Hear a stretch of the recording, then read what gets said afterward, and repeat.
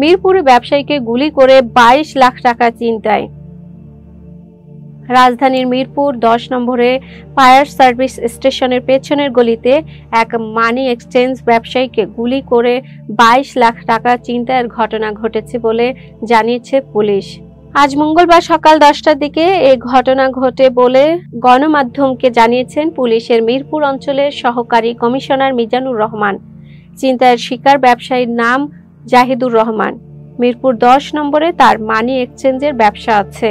মিজানুর রহমান গণমাধ্যমকে বলেন, ওই ব্যবসায়ীর বাসা ফায়ার সার্ভিসের পেছনের গলিতে। সকালে শ্যালককে সঙ্গে নিয়ে হেঁটে মিরপুর 10 নম্বরে ব্যবসা প্রতিষ্ঠানে যাচ্ছিলেন। তারা ফায়ার সার্ভিসের গলি দিয়ে মূল সড়কে আসার সঙ্গে সঙ্গে একটি মোটরসাইকেলে আসা ছিনতাইকারীরা ব্যবসায়ীর ব্যাগ ছিনিয়ে নেন। এ সময় ব্যবসায়ীকে লক্ষ্য করে গুলিও ছোড়েন তারা। পুলিশ কর্মকর্তা মিজানুর রহমান বলেন, ব্যবসায়ীর পায়ে গুলি লেগেছে বলে স্বজনেরা জানিয়েছেন। ঘটনার পর তাকে শহীদ সোহরাওয়ার্দী মেডিকেল কলেজ হাসপাতালে নিয়েছিলেন স্বজনেরা। সেখানে চিকিৎসকেরা পরীক্ষা করে জানিয়েছেন তার শরীর থেকে গুলি বেরিয়ে গেছে, তিনি বিপদমুক্ত।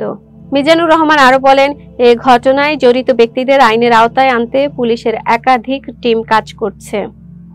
এতক্ষণ বার্তা বৈঠকের সাথে থাকার জন্য ধন্যবাদ। নতুন নতুন তথ্য ও সংবাদ পেতে বার্তা বৈঠকের ইউটিউব চ্যানেল ও ফেসবুক পেজের সাথেই থাকুন।